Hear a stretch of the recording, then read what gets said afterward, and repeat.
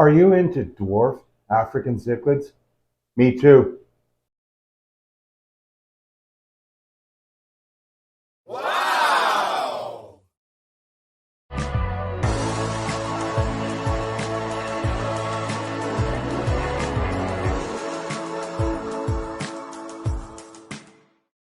How can you not fall in love with these beautiful Kribensis?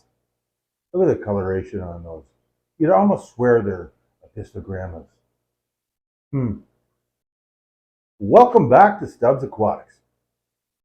If you're first time here, welcome. Think about subscribing. I really appreciate it. Hit that notification bell and like that video. It all helps. Anyway, so if you're into uh, dwarf African cichlids, like I recently got into, I think this video may be for you. Now, some of you may recall that I did have some success originally breeding that pair that you just saw, uh, but unfortunately, both times the fry got eaten. So I totally had to revamp that whole tank, and I replanted it. I did a video on that, and now the Kribensis that are uh, in there with lots of plants for the fry to survive.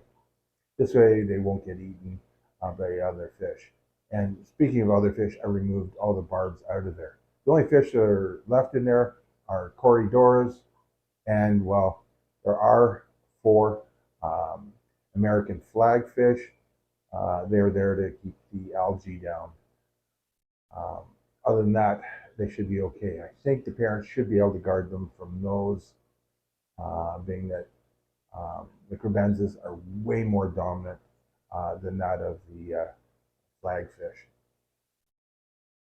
But for the most part, I'm going to be talking about the tank in behind me. I've had successful breeding with one pair here.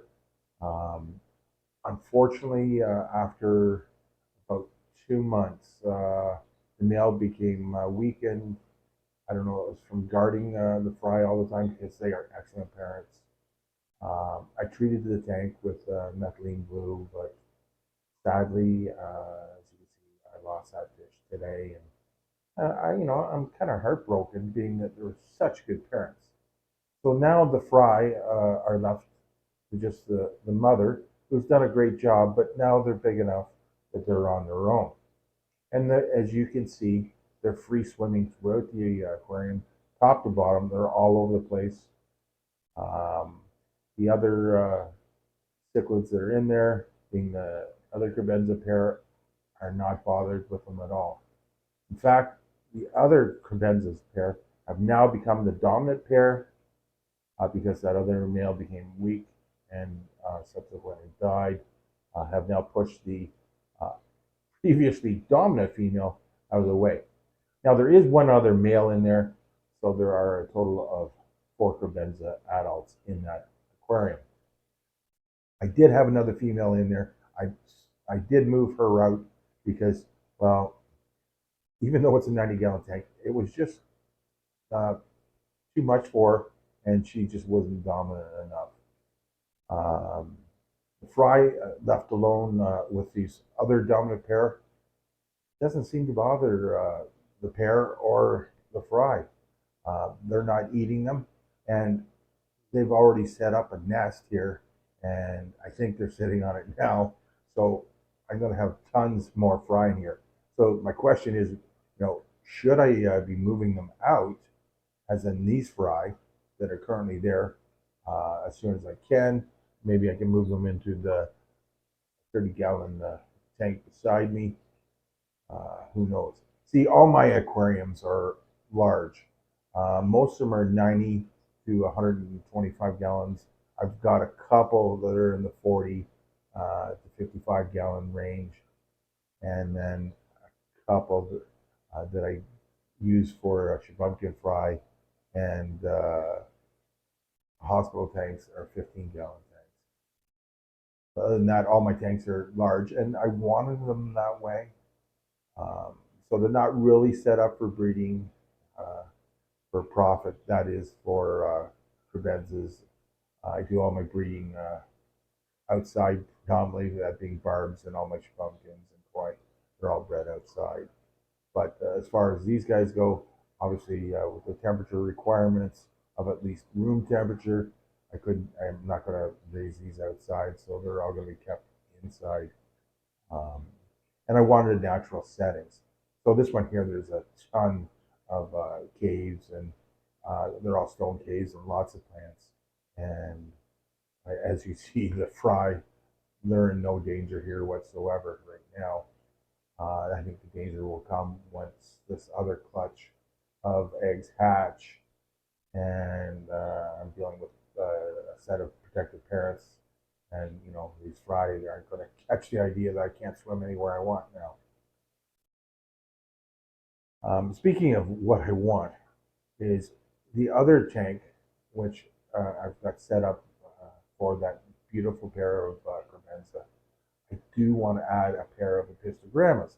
Now, I did my research, and they can live in the same tank, given if there's lots of room. Lots of 90-gallon tank, lots of free space in it. Um, there's only three uh, Kribensis in there, and like I said, the four flagfish and some corridoras. So really hoping to get a really nice pair of epistogrammas for that. And trying to set up a deal with my local fish store where I'll be trading off some of my shabunkins in order to get a really nice pair that they're going to have shipped in, because well, I want a really nice pair for that tank.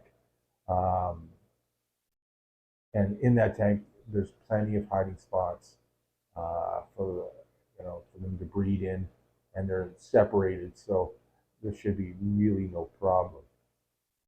Now, getting back to this tank here, uh, I can't get over the fry. They're starting to color up, as in, getting some markings.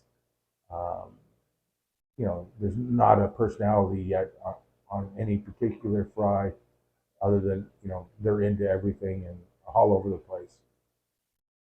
I do feel bad for that other pair that was, or the other, especially the female that was the dominant. But I guess once they come into spawn, one will push out the other. See, when I originally bought this set of Kribensis, they were in a large tank at a predominantly cichlid store, and there probably was at least 40 to 50 in there at the time, and they hadn't paired off. It was pretty much a blank slate of a tank with some plants in it that could be easily removed for netting purposes. But other than that, there was, nowhere for anyone to breed. So I don't think any of them had paired up. Since I put them in a spot where, it's more natural for them, uh, that's when I think the, bit of the, how do I put this nicely, attitude comes out, because they definitely will get territorial then.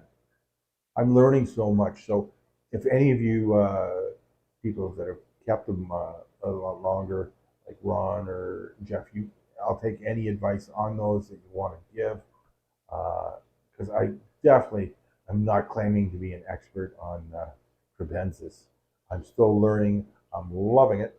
I've got the itch, and I'm going to be a Kribensaholic, because I keep my barbs and my shubbies, and I'm not going to give up either one of those. But I do have to make more room for these Kribensis, and yeah, I'm really into it. Hope you're following along with how these fish are evolving and growing.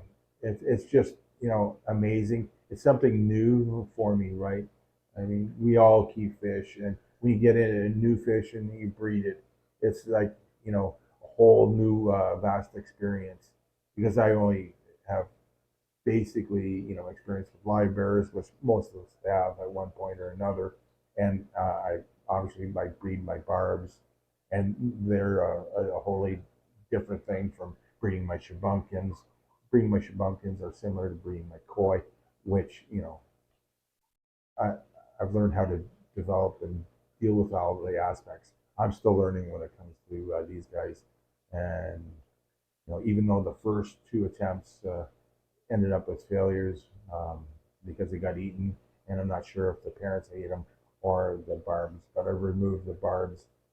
So now I'm hoping that these beautiful, beautiful Kribensis that almost look like the pistos will breed again. And these guys here, well, they're doing awesome. They don't have the same color, and I don't know if it's because of the background and the white